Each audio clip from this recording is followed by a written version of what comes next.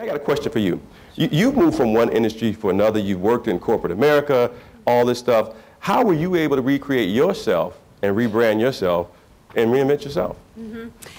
Several things. And it's very similar to the question that the young lady just asked, is it's important to understand that branding is actually an internal process.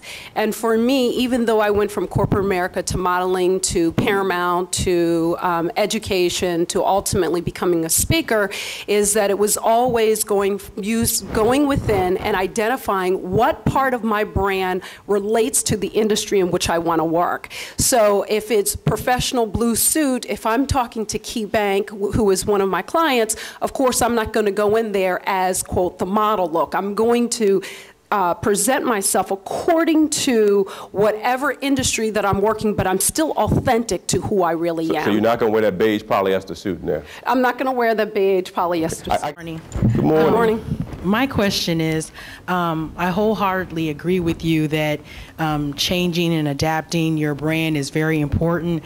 However, when do you get to that point where you're not selling out? If there's certain things that you don't want to do, or a particular way that you don't want to dress, then go work for Google, because they can appreciate intellectual property more than they can the dress. So I think in your presentation you address that. And remember always that personal branding is about your authenticity, so that you align where you are and where you go with who you really are. Are there second chances for African Americans once, you know, your image has slightly been tarnished? We understand that some people will automatically be afforded second chances. Absolutely. Is there really second chances to rebuild yourself in the same company around the same group of individuals? Is it possible?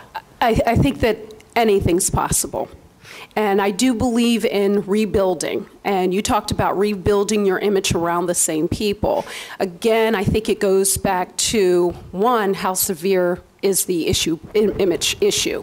That's what you have to look at, because if you've done something so damaging until you've damaged the trust with people, you might have to move to a different organization. Okay. If it's an issue, you sent out an email and you did something a little improper, it's just, you know, just a faux pas, you may be able to reinvent your image. So I would have to know specifically what has happened to give advice.